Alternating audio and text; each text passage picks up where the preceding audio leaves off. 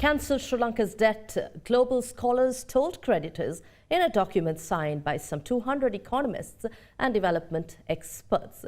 In the statement issued yesterday, eminent economists and scholars world over observed that amid Sri Lanka's crucial debt negotiations, all lenders, bilateral, multilateral and private, must share the burden of restructuring with the assurance of additional financing in the near term. On this note, I've invited to our studios Dr. Howard Nicholas, Sri Lankan-born economist and chief instructor at Sri Lanka. A very warm welcome to you. Thank you very much.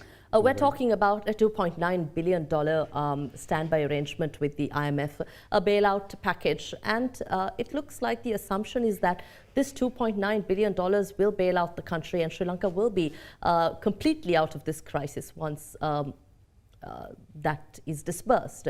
But how do you look at this, especially in a backdrop where, like I just said, 200 scholars and economists have signed a document asking lenders to look at this in a favorable way? Well, first and foremost, I'd like to say that the 2.9 billion is not going to solve Sri Lanka's problems, and I don't think the IMF is claiming that either. Rather, what they're claiming is it'll unlock the door for more borrowing by Sri Lanka. Now, I think that's where Sri Lanka is going to compound the problems they currently have with yet more problems, and I would not recommend going down that road. As many people know, what I've recommended in the past is tackling the most fundamental problem. For 40 plus years, we have had a monster trade deficit, one of the largest in the world. Every year, it's in excess of 10% of GDP. So all the time, it's an accident waiting to happen. So the accident has happened in the past. We've gone to the IMF in the past.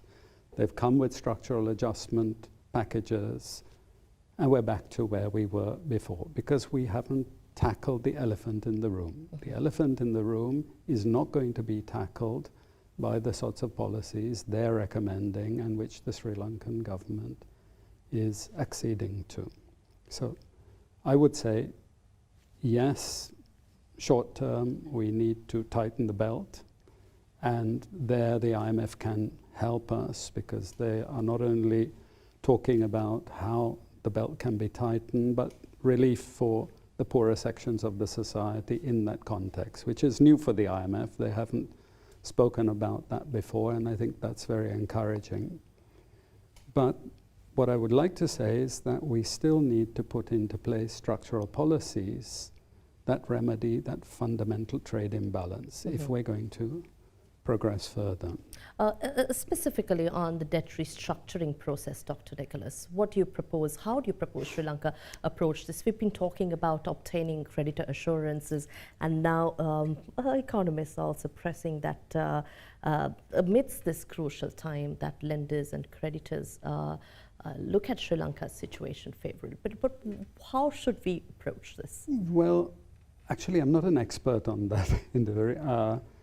I mean, more my concern has been, since I've come here, and I think I mentioned this to you, some of the conditions that the IMF is imposing on Sri Lanka, and I'm worried about them. You know, one of those is the reform of the Monetary Law Act. And I'm very worried about that because, firstly, there's absolutely, in my view, no theoretical or empirical substance for this reform. It's based on a discarded, outmoded theory, and yet we seem to be the experiment ground for the IMF. Now, I would like them to come up with some substance to justify what they're recommending. In a nutshell, they're actually going to prevent the central bank from fulfilling the obligations of all central banks in the world, and that is the provision of liquidity. If they do that, next time we're hit by any sort of global shock, the buffers are off. In other words, the budget cannot be used as a buffer, and money printing cannot be used as a buffer. Let me just explain that. It's not only Sri Lanka that ran a huge budget deficit in 2021. every country in the world ran one. So, you know, if you like, everybody resorted to the same type of economic policy. That is normal when any country is hit with a shock. That's exactly what the government should do. However, this Monetary Law Act will prevent the government doing that. If the government then runs a budget deficit, the economy will be hammered by very high interest rates. And we're not talking of 30%. We could be looking at 40% or even 50% on treasury bills, one-year treasury bills. Are you saying this will push Sri Lanka from bad to worse if we face budgetary concerns? And also you did mention that this is a theory that is outdated and discarded by the Western world. By the West. So let me just give you the example. Before he died, one of the architects of this theory, Milton Friedman, actually said that he now doesn't believe there is this link between money and expenditure, money and inflation. Okay, so that's just before he died. Secondly, in the mid-1990s, the central banks of the Western countries said, you can neither target the cash base of the system, nor can you control it. So in other words, the Western countries actually have given up on targeting money supply. And that was confirmed in 1995 when the chairman of the Federal Reserve, in testimony to the US Congress, said that the Federal Reserve doesn't even look at money supply figures when they set interest rates. So I'm bewildered. I don't understand what the IMF is telling Sri Lanka and where they're getting the substance for telling Sri Lanka. So I would issue a challenge to the IMF. Show us the data. I know they don't have the data because we have done comprehensive studies showing there is no such relationship that they're alluding to. So I issue this challenge directly to the IMF. Please show me the data. We'd like to take this conversation forward, but before we wrap up this discussion, what do you think Sri Lanka's stand should be if you say this is not what the IMF should be advising Sri Lanka to do? Well, I think there should be a discussion, a debate, and Sri Lanka should just ask the IMF to please give us some evidence, you know, because what happens today is people don't provide evidence. But do you think there is an alternative for Sri Lanka at this point? Well, you see, you can't just impose things on a country with no rationality. You know, there must be some rationality and some logic so that they can then sell it to the public.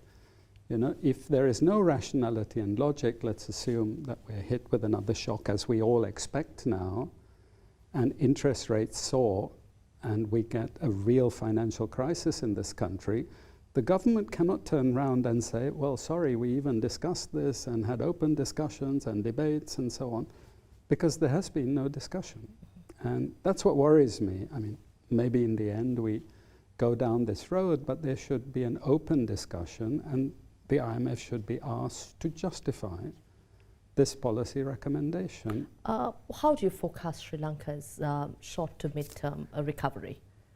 Well, of course, everyone in the now has got on board with the idea that 2023 is going to be a bad year for the global economy. So Sri Lanka cannot expect to recover unless the global economy recovers. Obviously, this means to say we'll have more pain.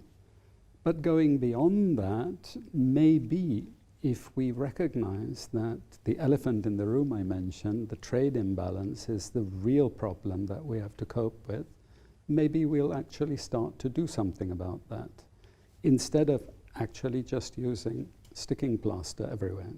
I'd like to invite you once again to discuss further, but thank you very much for sharing your thoughts here at Hyde Park, and you of course extended a challenge to the IMF as well.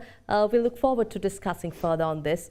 We had with us Dr. Howard Nicholas, Sri Lankan-born economist, international economist, who is also the chief instructor at Etis Lanka, joining us to talk about alternative solutions to Sri Lanka's crisis and the way forward in dealing with the International Monetary Fund.